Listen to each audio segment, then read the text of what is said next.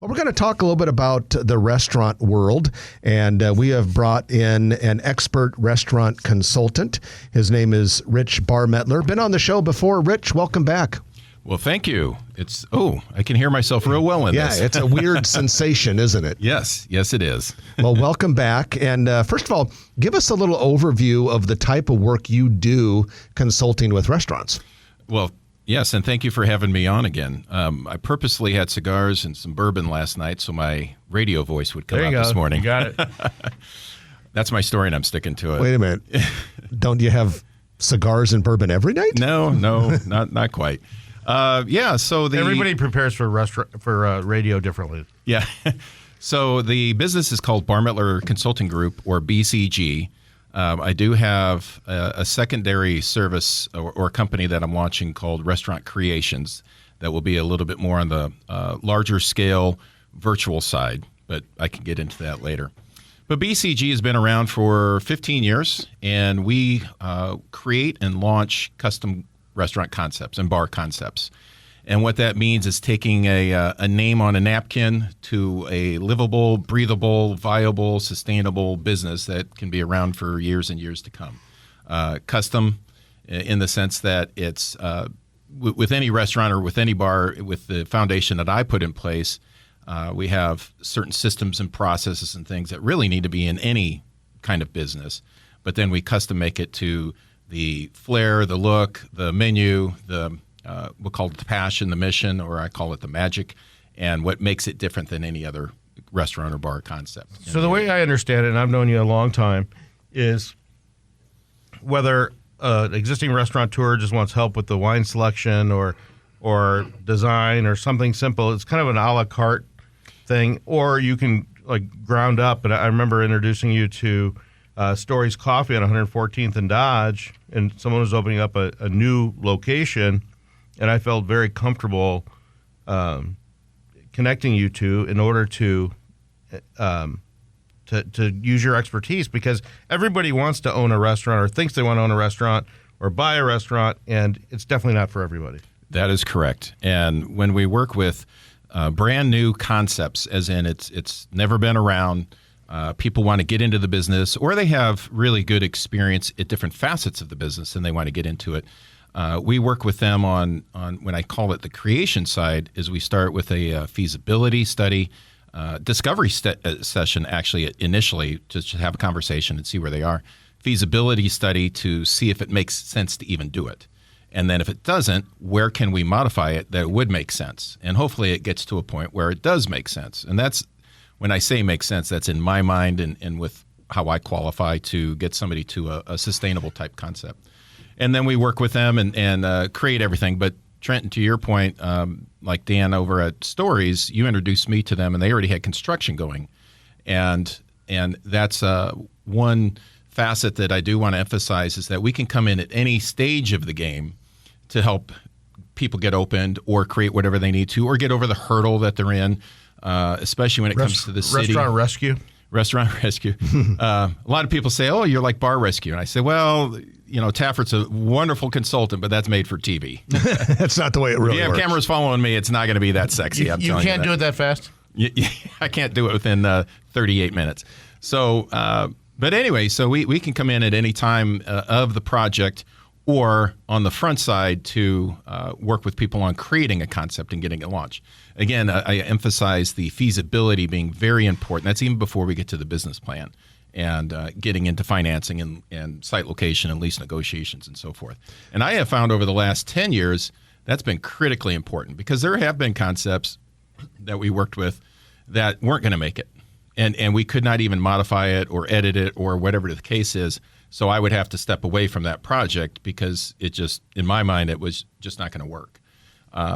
And also, we go in with existing businesses that are up and running, and I've had quite a few in the Omaha area.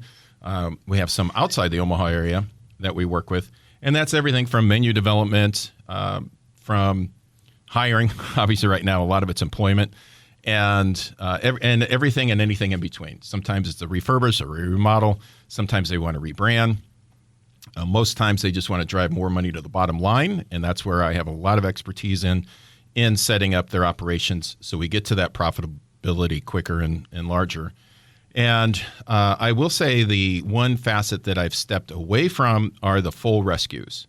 And obviously during COVID, there were a tremendous amount of opportunities. But point being is I'd rather work on the positive energy, and that is of creation and expansion and growth and replication, profitability and so forth, and not so much on the negative energy of trying to pull somebody out of the deep end. I've done it many a time before, and it's been very successful. It's just not where my sweet spot is anymore. Well, Barmettler Consulting Group has been around for 15 years, but Rich Barmettler, you've been in the restaurant and hospitality business for how long? Do I really have to say that number? 40 years now. And anyway, it's that's a long history, but let's just say it started off in the chain world, grew up the ladder, with different things, all the way to the director of operations over at Ameristar Casino, that 400 employees, 8 restaurant outlets, and so forth. And got into the independent side, and then took all that skill set and launched my company. We have Rich Barmettler with us. He is a very respected restaurant consultant based here in Omaha. And Rich, everyone wants to know, what are some places that are opening, and maybe some that you're working on, or even some that you're not working on? Well, I wanted to start with Trenton. You said that safe that was at your office was how tall? 79 inches. Well, 1 inch shorter is how tall I am. He's a tall guy, but a few pounds less than what that safe is. Yeah. So. Yeah, so we wouldn't want to move either one of you. So we have a lot of restaurants opening in the area, and I will say that this is the biggest growth of restaurants that I've seen, me personally, in this area in any short period of time. And next week we're going to have another list, probably about the same size of what's going on. It's just amazing. So sorry to interrupt. The restaurant food costs are up. Rents are still healthy. Labor. There's labor is the toughest it's been. Why is there so many restaurants? Well, there's the inventory. There's never been this much inventory, and meaning that so many restaurants unfortunately have gone out. So the opportunity is there. Money is still very available. The government relief has provided people with some money to be able to do it. So there's contributing factors. Put it this way: there's a lot more people getting into the business that have always wanted to get into it, and now there's more opportunity because of the inventory that's on there. So two things I want to touch on, and one is some of the openings, and then just a few of the concepts I'm working with. But we have openings going on all over the Omaha and even further out area. Capital District has a sports bar coming in called Let It Fly. The Texas de Brazil has been announced. That's going in. Countryside is pretty exciting. We have Koji, Rooted Table, which I'll talk about here in a little bit, and Moots Pizza. Ralston area, of course, have you gentlemen been out to the Granary? Drove by it about 2 weeks ago. Looked great. You need to go through it. It's amazing. And they're going to have a world-class sound stage outside for large concerts. Very cool. West Omaha is really popping. McAllister's on 125th and Center that closed. The El Vallarta's coming in there. Julio's, of course, we've heard about. By the way, Mark Pogge, shout out to him. Fantastic guy. He's the one that's helping run that. Sticky's Garage is replacing Joe's Crab Shack. And then Regency Landing, of course, all those restaurants are popping in here that we've been hearing about. Further out northwest, you have, northwest. Nick Bartholomew announced his B&G concept coming to the 90th and Ford area. El Muchacho Authentico, 72nd and Sorensen. And then southwest is where an explosion is going with everything. We've talked about the Papillion area and so forth.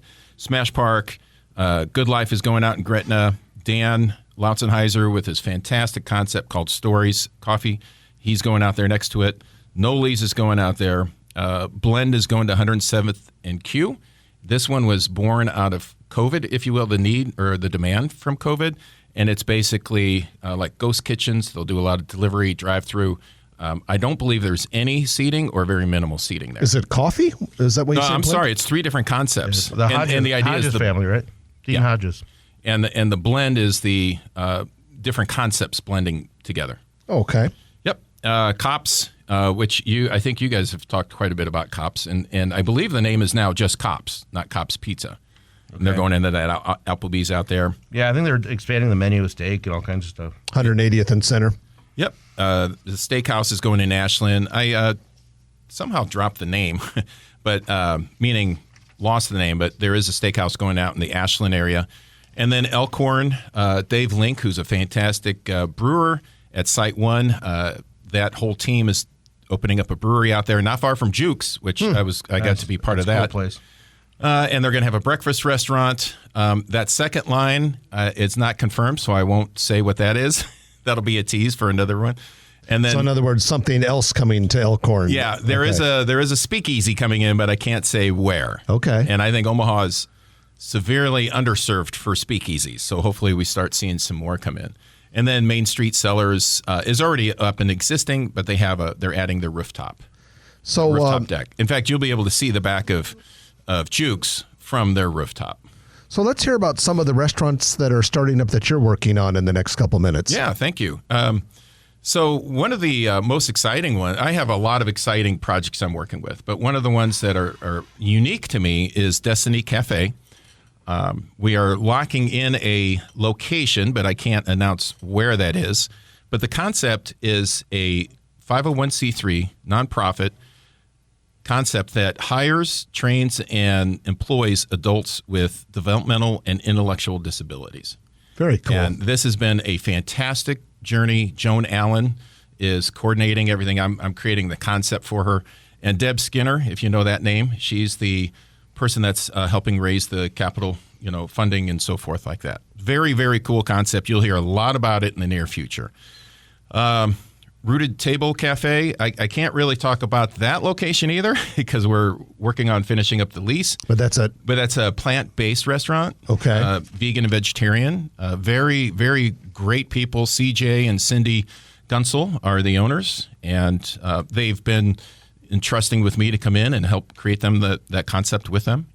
The Atomic Building Group out of Lincoln is we're working on some micro kitchens, some micro restaurants, and possibly something like the Blend Hall, what they're doing. There's a brewing company that's going to have pickleball also, and we're working on their real estate right now. Unfortunately, I can't tell you where that is yet either, but that's going to be 10 to 11,000 square foot building with 4 pickleball courts, 2 inside, 2 outside. And by the way, sized. Pickleball is becoming very popular. Yeah, it's like car washes now. Yeah, they just announced West Point or West Shores. They have pickleball going out there. There's some out at Stone Creek area, and they're growing. And then there's an entertainment business downtown I'm working with. Okay. And out of state, I have several clients that are existing businesses that we're working with, but probably the most unique and exciting one is Club Yoka in Louisville, Kentucky. It's 10,000 square feet, sports bar first floor, Ultra Club on the second floor, and a exclusive bourbon room on the third floor with an outdoor cigar bar. Now, just less than a minute left, Rich, but you had mentioned you might be doing something with a restaurant in that Saddle Creek area that we were talking about earlier. Yeah, I've just been in conversations with the developer in there, and we'll just call that future talk right now. Okay, so that whole area could be something cool coming in. Oh, yeah, space. there's some more big employees plans coming in there, yeah. Yeah, there's some big plans. And there's a lot of employment opportunity that's coming, not only with the restaurants I'm working with, but this really large surge of restaurants that are opening. Okay. Well, Rich, we really appreciate you joining us. It's interesting just to talk about some of the behind-the-scenes stuff when it comes to new restaurants and restaurant development. So thank you so much, and we appreciate all the insight. You bet. Thank you. Okay, that's Rich Barmettler, local restaurant consultant who helps restaurants, both new and existing, to succeed and do well. If you like this video, be sure to hit those like and subscribe buttons. And remember, Grow Omaha is not just media. This is a mission. We are trying to build up Omaha and make it an even better place. We can only do that with your help. Share this video with your friends, neighbors, and family.